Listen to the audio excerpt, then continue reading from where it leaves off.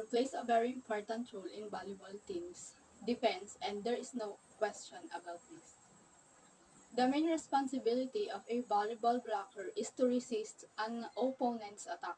It's not easy to be a good blocker. In fact, blocking is more than jumping up and keeping your hands up in the air.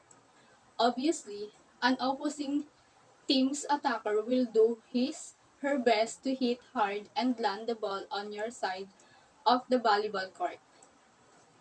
And of course, as a volleyball blocker, you should try to prevent this kind of happening. How to effectively block the ball in volleyball. How to read the opposing team's setter.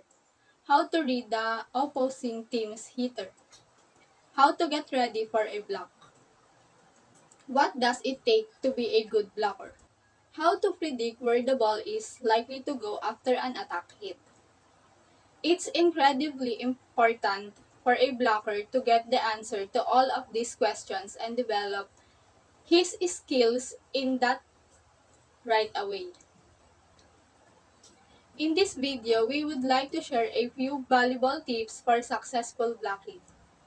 Preparation is the key to achieving the success in volleyball blocking. The reality is an attack in volleyball may happen unexpectedly. That means that you need to start getting ready for the block while the ball is on the opponent's side of the volleyball court. Body positioning. For the net block, the suggested basic position is to stand close to the net.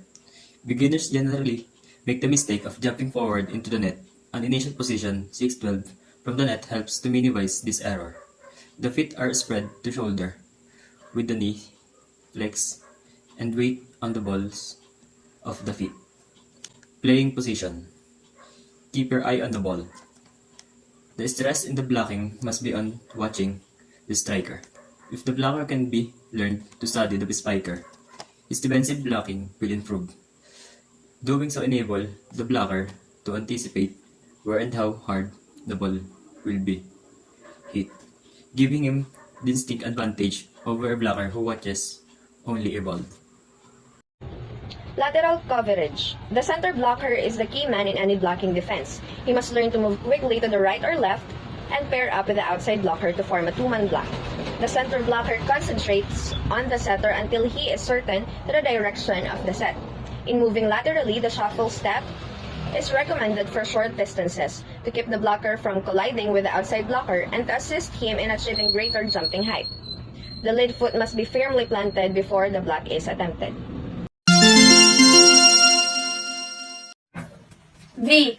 Faults, causes, and corrections. The faults in making a successful blocking action have different causes and also can corrected if these are pointed out properly. A. Fault. Constantly hitting the net during the blocking of the ball. Cause. Not folding the hand back after block action. Correction. Flip the hand over and back rapidly. Practice this technique without a ball until you become proficient. B. Fault. Jumping into the net or across the center line during the block. Cause. You failed to convert forward momentum into an upward force or starting too far from the net. Correction. Start with just to jump straight up. Do not take any forward steps. C. Fault. Always missing the ball while blocking. Cause. Not watching the spiker at the moment of contact or closing the eyes while making the block action. Correction. The player does not watch the ball. Concentrate on the spiker's arm and hand. Keep your eyes open and shape your hand to the right or left as you hit the ball to compensate for the spiker angle. D. Fault. When blocking the ball into the net. Cause. You are not reaching over the net to contact the ball or poor timing. Correction. Work for a maximum jump which should enable the player to get across the net.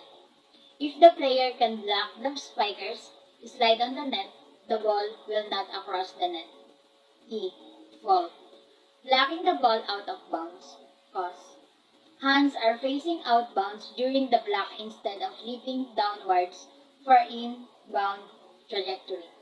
Correction. The player should turn the hands slightly inward. The angle of deflection will cause the ball to land in the opponent's court if the skill is properly practiced and mastered. Blocking the ball out of the bounds. Cause hands are facing out of bounds during the block instead of leaping they downward for inbound trajectory. And correction. The player should run the hands slightly inward. The angle of deflection will cause the ball to land in the opponent court if the skill is properly practiced and mastered. This is the blocking and the ball out of bounds.